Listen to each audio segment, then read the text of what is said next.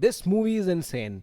And I mean downright insane. So let's really get onto it piece by piece and line by line.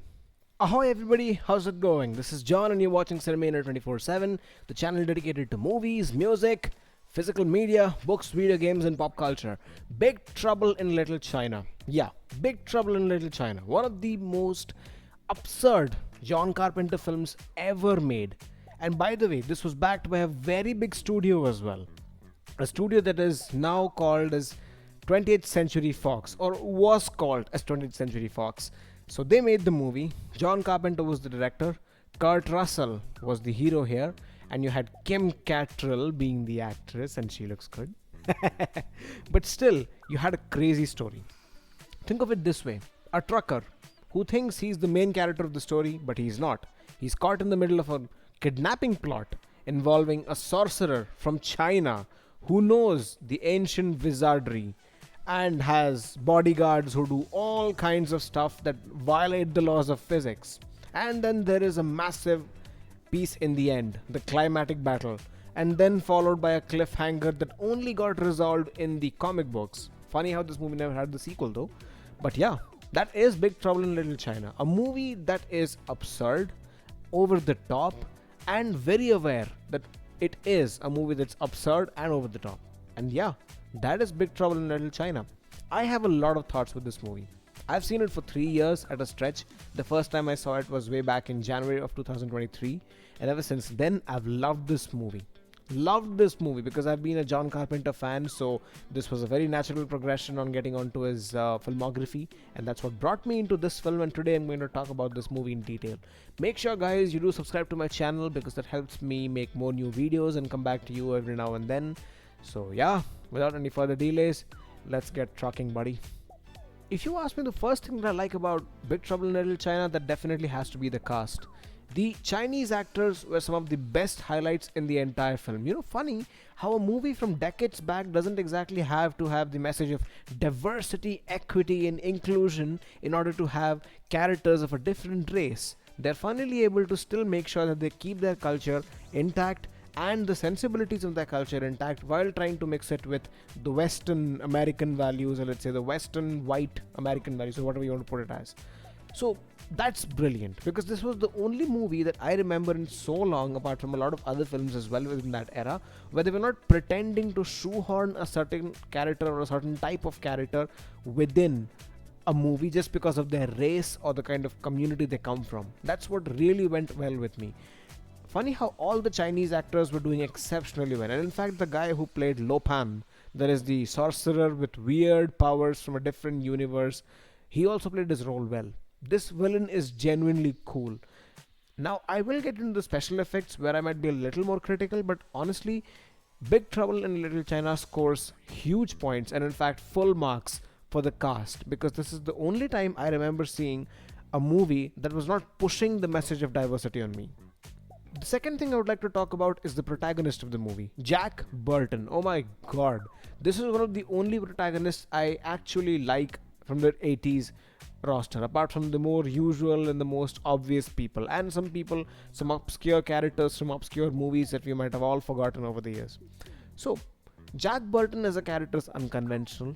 He's not exactly the most sharpest person in a place where you keep the sharpest people, but yeah, this man is funny. Really funny, and I like his entire banter over the CB radio that he does in his truck. Really very entertaining, and I genuinely miss movies of that sort. We don't get to see more characters like this anymore. I mean, imagine a trucker being a part of Chinese voodoo magic and martial arts stuff. Really, really cool. And the idea that the martial arts sequence were also brilliant is another thing to discuss in the next section of the video. But yeah, the protagonist is one of the most unconventional protagonists I've ever seen in a film, and of course he thinks he's the main hero of the entire story, but in reality he's not. That's another funny thing to look at. Now, coming to the action part of the movie. You know, funny how a lot of the movies from the 80s and 90s have actually got action that still holds up well to this date, compared to modern blockbusters that spend hundreds and thousands of millions of dollars only in order to attain the most mediocre action film ever. Think about this, guys. A movie from 1986 has still got believable action in many places, although yes, it has aged in some, because we are talking about technology built in the 80s that's no longer relevant from a technology standpoint. But buddy, this movie has insanely good action, especially the entire last block, the last 15, 20, 25 minutes where Jack and company are trying to rescue the Chinese woman and Kim Cattrall's character from Lopan. That's insanely good. And I understand that there are bits and pieces of the special effects that haven't held up well, but they look very hilarious, and some of them have been memed on the internet as well. I don't know why, but yeah, the internet has a weird habit of discovering movies that were somehow not well appreciated, but eventually they turn into cult classics, and that's the case. So, special effects side was really generally good, if you ask me. I did enjoy most of the bits of it, and the action was really good.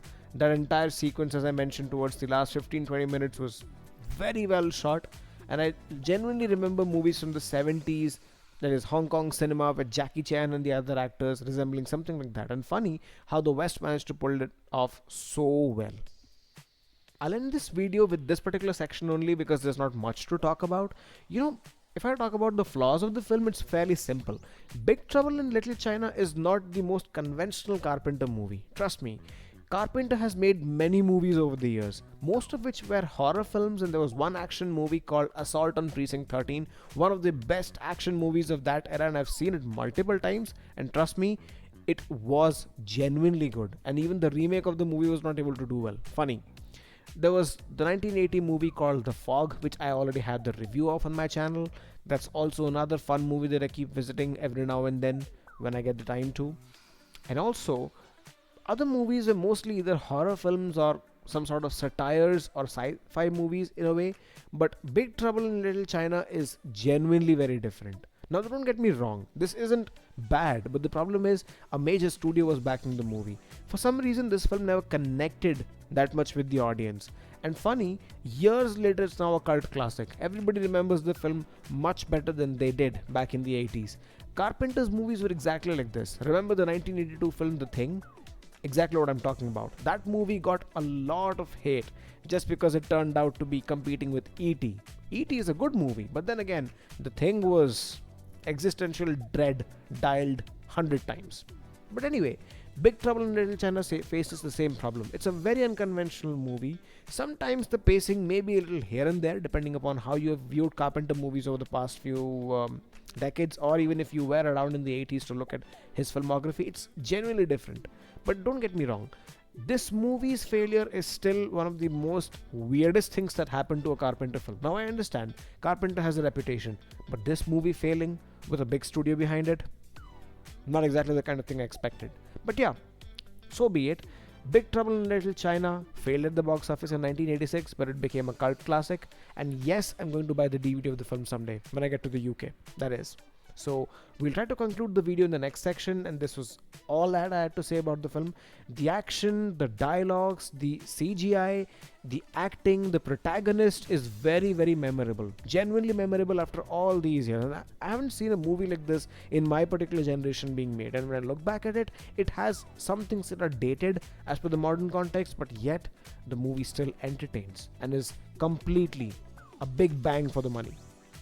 So that was my analysis of Big Trouble in Little China. Fairly very small, not too big. And this is the Gen Z kid reacting to this film, and I genuinely love this movie. Believe me, I genuinely love this movie. I am going to probably watch this movie sometime on the channel as well, where I'll show it to you.